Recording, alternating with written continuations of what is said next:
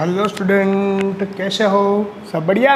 चलो आज हम शुरू करेंगे हमारा नेक्स्ट टॉपिक और सबसे इम्पोर्टेंट इलेक्ट्रिक डाइपोल। अब तक हमने कूलम्ब्स लॉ सीखा, जोल्स सीखा, अब हम सीखेंगे electric dipole. Electric dipole the equal and, पहले तो उसकी डेफिनेशन सीखेंगे, पहले तो उससे डेफिनेशन सीखेंगे। The equal and opposite to each other, to equal and opposite charge, to equal and opposite charge separated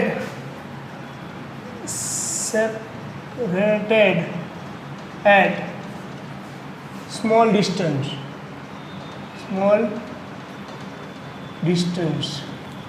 is equal to electric dipole. The equal and opposite charge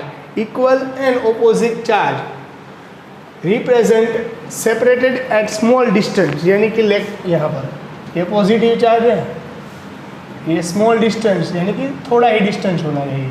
distance यानी small distance यानी कितना कि nanometre में हो, micrometer में हो, उसे हम स्मॉल डिस्टेंस बोलेंगे। आई बात समझ में? वो उसे हम बोलेंगे स्मॉल डिस्टेंस। यहाँ पर अगर इन दोनों पे डिस्टेंस है, देखो इक्वल चार्जेस है क्यू क्यू पर ऑपोजिट चार्ज यानी प्लस और नेगेटिव। इक्वल चार्ज है क्यू क्यू बट नेगेटिव है और ये पॉजिटिव है यानी कि opposite charge represented small distance. ये स्मॉल डिस्टेंस होना चाहिए यानी कि यहाँ समझ लो कि मैं यहाँ पर इसका मिड पॉइंट ले लेता हूँ, इसे मिड पॉइंट को हम कह देते हैं ओ। रेडी? इन दोनों का कुछ डिस्टेंस रहेगा, समझो लो कि यहाँ से यहाँ तक का डिस्टेंस मैंने एल कह दिया यानी कि इसे एल कह देता हूँ। तो यहाँ से यहाँ तक का डिस्टेंस कितना होगा? सेम एज इट इज़ होगा यानी कि इसका भी कितना ही होगा? एल ही होगा। आई बात समझ में? यानी कि ये पूरा डिस्टेंस कितना हो जाएगा? यानी कि ये पूरा डिस्टेंस कितना हो जाएगा? यानी कि यहाँ से यहाँ तक का पूरा डिस्टेंस हो जाएगा 2L। आई बात समझ में? आई बात समझ में? तो equal and opposite charge separated at small distance, separated at small distance यानी कि इन दोनों का जो डिस्टेंस है वो माइक्रोकूलम या नैनोमीटर में होना चाहिए। माइक्रोमीटर यानी नैनोमीटर में होना चाहिए, इसीलिए से माइक्रोकूलम और नैनोमीटर ये जो स्मॉल डिस्टेंस है इसे सेपरेटेड कर, जो सेपरेट करेगा इस दोनों को, उसको हम बोलेंगे इलेक्ट्रिक डाइपोल। और उसके नेम अच्छी तरीके से पढ़ो, उसी में सब कुछ आ जाएगा। डाइपोल, डाई यानी दो, पोल यानी कि ये भी क्यू है ये भी, उसे पोल बोलेंगे। पोल का जो दो डिस्टेंस निकालता है, यहाँ पर लिखा है एल और एल बीच में से, तो इसे बोलेंगे डाइपोल, इलेक्ट्रिक डाइपोल। अब हम सीखेंगे electric dipole moment. Electric dipole moment को हम पी से रिप्रेजेंट करेंगे। किससे रिप्रेजेंट करेंगे? पी से। यही समय समझना, इलेक्ट्रिक डाइपोल मोमेंट को हम पी से रिप्रेजेंट करेंगे यानी कि पी इज इक्वल टू क्या रहेगा? इलेक्ट्रिक चार्ज क्यू था हमारे पास, इलेक्ट्रिक चार्ज क्यू कितने डिस्टेंस पड़ता है? यहाँ पर 2 डिस्टेंस यानी कि 2L। इन दोनों में डिस्टेंस कितना है? यानी कि 2L। इलेक्ट्रिक चार्ज पर small distance between 2 electric charge separated at small distance, separated at small distance यानी कि स्मॉल डिस्टेंस से सेपरेट करेगा, उससे बोलेंगे इलेक्ट्रिक डाइपोल मोमेंट।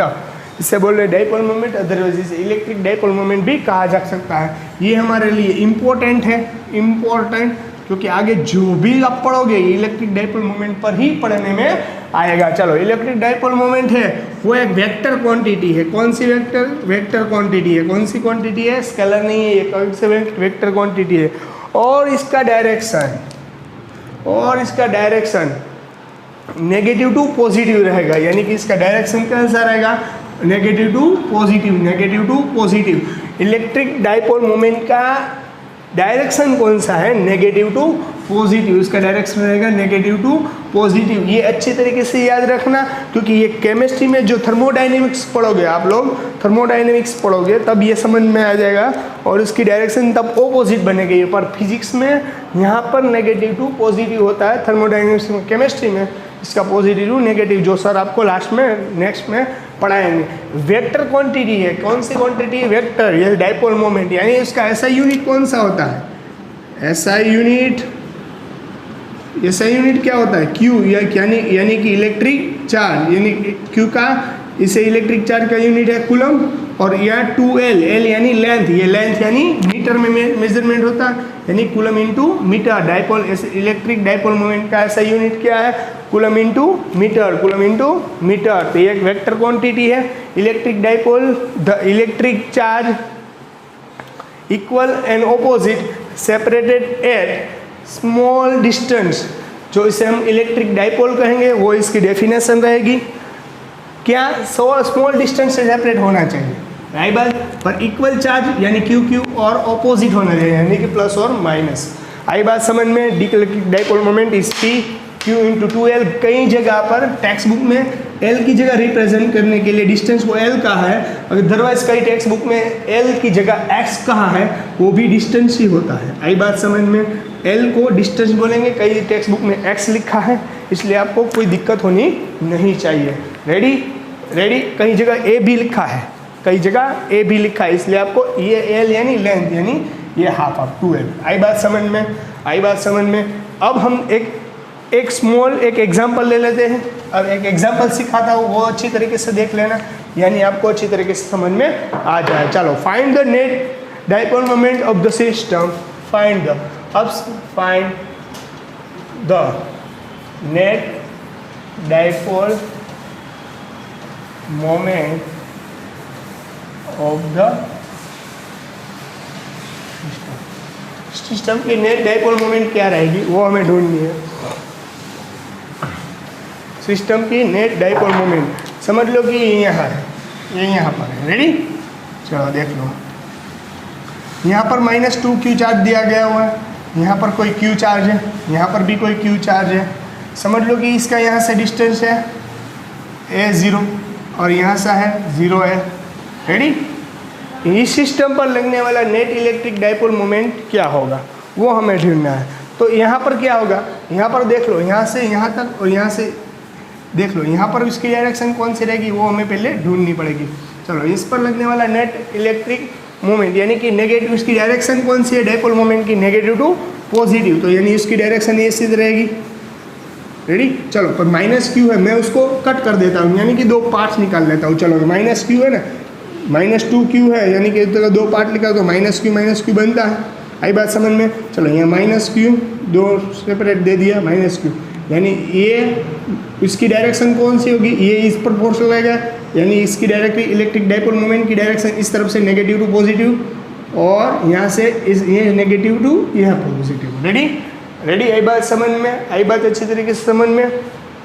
देख लेना, इसका इलेक्ट्रिक डाइपोल मोमेंट इस तरफ, इसका इलेक्ट्रिक डाइपोल मोमेंट इस तरफ, क्योंकि डायरेक्शन नेगेटिव टू पॉजिटिव। हमें नेट इलेक्ट्रिक डाइपोल मोमेंट ढूंढनी है। क्या ढूंढनी है, नेट इलेक्ट्रिक डाइपोल मोमेंट। चलो, यहाँ से अब डाइपोल मोमेंट है यानी कि P, उसकी फॉर्मूला क्या थी, Q इंटू 2L। 2L यानी कि हमारे पास डिस्टेंस था, जो डिस्टेंस, तो यहाँ तक, यहाँ से यहाँ तक का डिस्टेंस यहाँ पर क्या है, A है, तो यहाँ QA लिख सकते हैं हम लोग। आई बात, यहाँ से यहाँ तक का डिस्टेंस क्या है, यहाँ ओरिजिन पॉइंट पर -2Q रखा था, यहाँ से यहाँ तक का डिस्टेंस A है, और यहाँ से यहाँ तक का डिस्टेंस क्या है, हमने रिप्रेजेंट किया है A पर, इसलिए 2L की जगह हम यहाँ पर A लिख सकते हैं। आई बात इतनी समझ में। चलो, हमें नेट इलेक्ट्रिक डाइपोल यानी कि यहाँ पर इस तरह था, इसका नेट यहाँ पर आएगा, नेट इलेक्ट्रिक डाइपोल मोमेंट इस बीच में आएगा ना। चलो, ये कितने का एंगल है, दोनों एंगल कितना है, 90, पूरा एंगल कितना है, 90 का, कितना है, 99। इसका इलेक्ट्रिक डाइपोल मोमेंट क्या रहेगा, इसे 1 कह देता हूँ, इसे 2, तो यानी P1 का electric dipole moment Q into 2 है, P2 का क्या है, Q इंटू ऑल्सो है, क्योंकि इसका भी हमने डिस्टेंस A लिया था, ये डिस्टेंस है हमारे पास। रेडी। ये भी हमारे पास डिस्टेंस पूरा। आई बात समझ में, यानी कि इन दोनों को मैं P कह देता हूँ कॉमन। रेडी। चलो, अब इनका हमें क्या लेना है, नेट इलेक्ट्रिक यानी electric net dipole moment. Ready. यहाँ पर P लेना है, तो यहाँ तक P1 था, यहाँ पर P2 था, तो अकॉर्डिंग टू नेट इलेक्ट्रिक यानी कि हमारे पास फॉर्मूला क्या है, P1 square A square plus B square plus 2AB cos theta, यानी P1 square P2 square plus P1 P2 2 P1 P2 into cos theta. cos theta याद करो अच्छी तरीके से, cos 90 यानी 0, cos 90 यानी 0 या 1, सॉरी, sin 90 0, रेडी। cos 90 क्या होता है? 1 होता है। क्या होता है? 1। क्या नहीं होता है? आपको अच्छी तरीके से मालूम होगा क्या होता है cos 90, वो अच्छी तरीके से देख लो। रेडी। sin 90, ready. sin 90 क्या होता है? 0। क्या होता है यार? 0, यानी कि P1 स्क्वायर के P1 की जगह हमने क्या रिप्रेजेंट किया था? P, यानी P स्क्वायर प्लस यहाँ पर P2 square, 2P1 P2 cos theta यानी कितना रहेगा? 90 रहेगा। कितना रहेगा? 90। रेडी। 90 रहेगा, यानी 90 वैल्यू सब्स्टिट्यूट करो यहाँ पर, तो ये cos 90 यानी 0, तो ये सभी वैल्यू सब्स्टिट्यूट 0 हो जाएंगी, यानी P स्क्वायर यानी 2P स्क्वायर, जिसका स्क्वायर रूट निकलता है उसे √2 इंटू P, तो हमारी नेट इलेक्ट्रिक डाइपोल मोमेंट क्या हो जाएगी? √2P। ये एक एग्जाम्पल था, इसलिए हमने समझा दिया। रेडी। तो find the net dipole moment of system. The net dipole moment of system is √2P। आगे बात अच्छी तरीके से समझ में। अब हमें इलेक्ट्रिक डाइपोल मोमेंट ढूंढना है, पर दो तरीके से, एक तो एक्सिस पर और एक परपेंडिकुलर। सबसे पहले हम देखेंगे एक्सिस पर, और सेकंड टॉपिक हमारा हम देखेंगे परपेंडिकुलर। रेडी। चलो स्टूडेंट, अब हम शुरू करेंगे electric field due to dipole on the axis dipole. Electric field due to dipole on the axis of dipole, यानी कि जो एक्सिस है, यानी कि ये एक्सिस यहाँ पर -q चार्ज है, यहाँ +q चार्ज है, इन दोनों के कारण, यानी इसका डिस्टेंस क्या रहेगा? स्मॉल। ये डिस्टेंस क्या रहेगा? स्मॉल डिस्टेंस रहेगा। इस स्मॉल डिस्टेंस को हमने पहले ही अलग से रिप्रेजेंट कर दिया था। इस स्मॉल डिस्टेंस को हमने पहले ही अलग से रिप्रेजेंट कर दिया था। रेडी। यानी आपको कोई दिक्कत ना हो। रेडी। अच्छी तरीके से देख लेना, ये कोई दिक्कत ना हो। सॉरी, किसी कारण यहाँ पर फ़ोन जो रखा था वो गिर गया, इसलिए थोड़ी दिक्कत हो गई। सॉरी। रेडी। अब हो गया कंप्लीट। हेलो, आगे देख। कंप्लीट। चलो। Dipole at the distance from the centre of the dipole. Centre of the dipole से इसका देखते हैं हम लोग। यहाँ पर देखो, यहाँ से इसका डिस्टेंस क्या रहता है? सेंटर देखते थे। सेंटर से at the distance from the centre of dipole, dipole से सेंटर से डिस्टेंस लेना है। यहाँ से L, यहाँ पर भी L, यानी इसका भी कितना होगा? L ही होगा। सेंटर से डाइपोल के सेंटर से कोई x डिस्टेंस पर, यानी ये x डिस्टेंस है। अच्छी तरीके से देख लेना, ये डिस्टेंस कितना है? x।